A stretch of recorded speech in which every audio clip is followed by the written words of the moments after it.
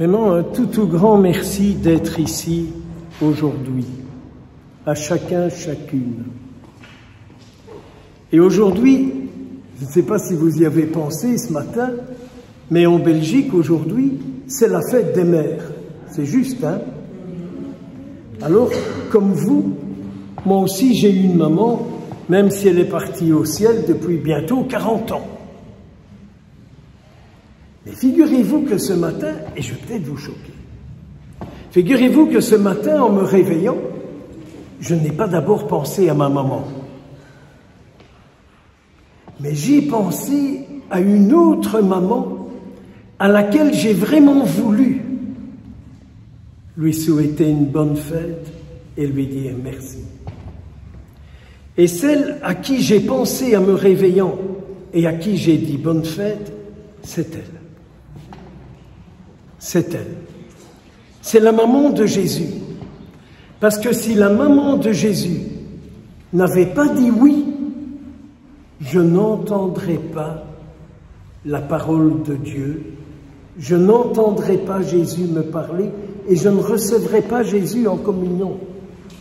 Et je ne recevrai pas l'Esprit de Jésus, comme maman tout à l'heure va le recevoir. Donc c'est à elle que j'ai dit vraiment merci.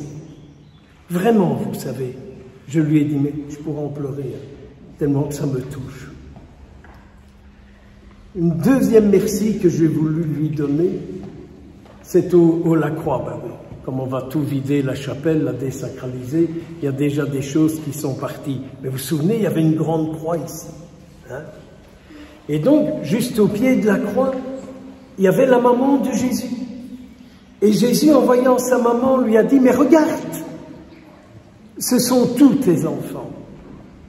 Et je lui ai dit, merci. Merci beaucoup que je suis ton enfant.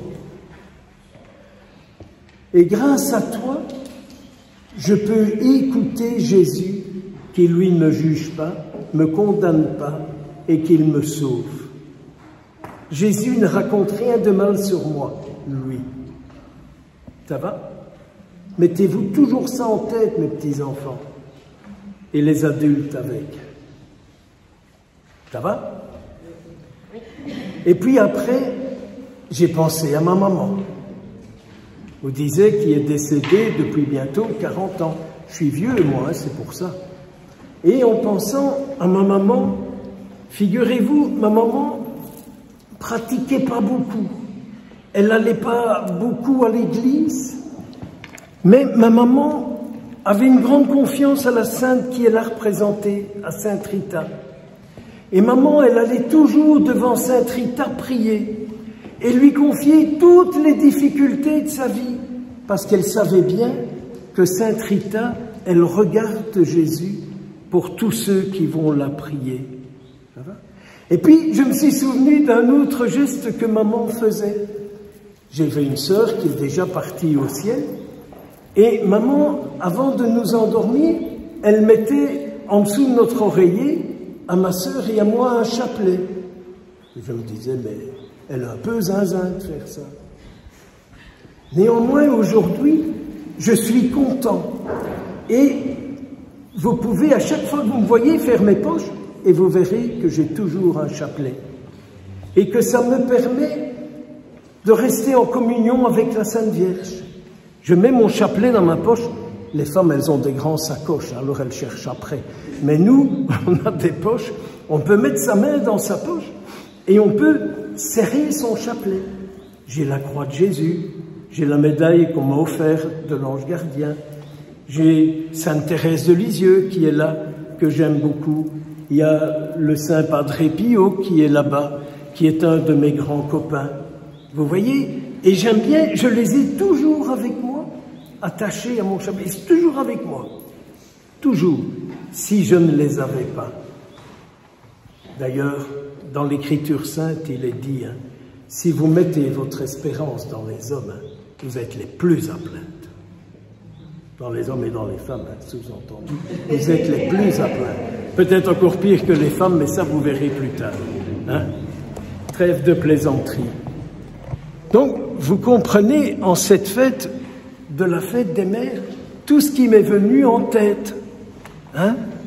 Et alors je me suis aussi souvenu que quand Jésus a dit « Regarde, ce sont tes enfants », il y avait Saint Jean qui était là. Et Saint Jean a dit « Moi, je vais la prendre chez moi.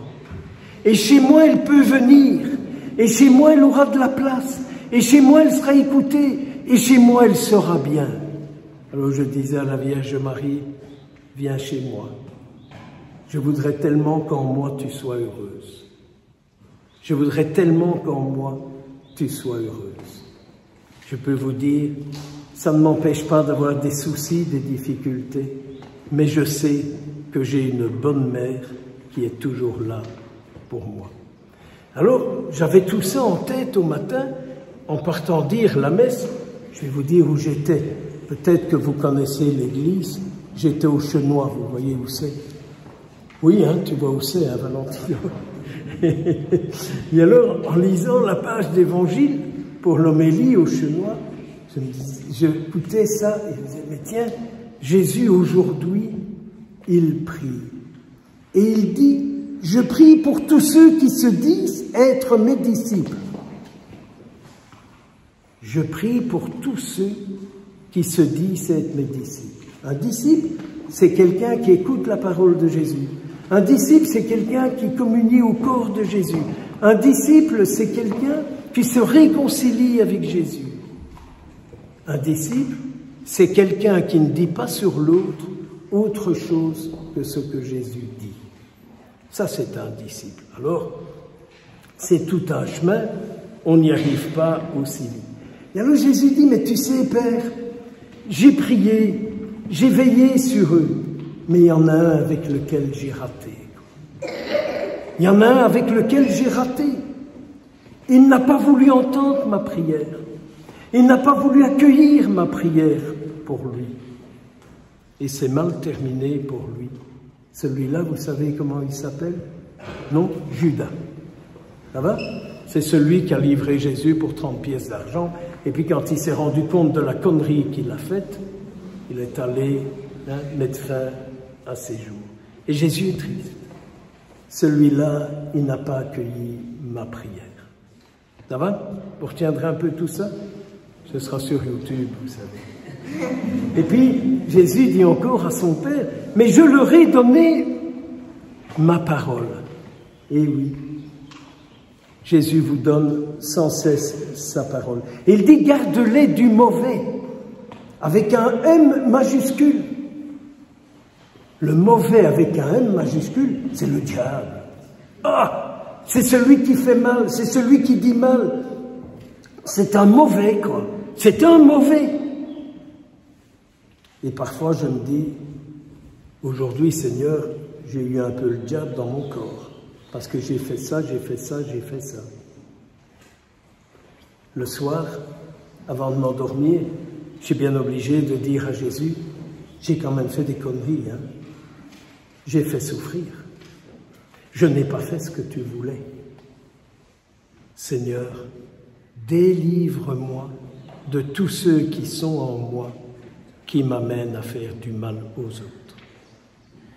Parce que parfois, hein, comme on ne fait pas d'examen de conscience, on croit qu'on fait toujours tout bien et qu'on ne fait jamais rien de mal. Les adultes disent ça. Moi, mon père, je ne fais rien de mal. Je ne tue pas, je ne vole pas, je ne fais rien de mal. Mais ils ont des langues comme des vipères. J'ai un jour dit à une dame hein, qui était derrière moi, et j'entendais qu'elle disait du mal sur moi. Hein. C'était dans un cadre. Je me suis retourné et je lui ai dit, « Vous n'avez jamais mordu sur votre langue ?» Tellement qu'elle avait...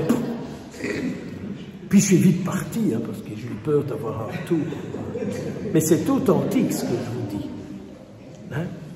Alors, tu vois, quand je pense à Jésus, qu'en fin de journée, je me dis, mais quand est-ce que tu étais avec moi et quand est-ce que tu n'étais pas avec moi?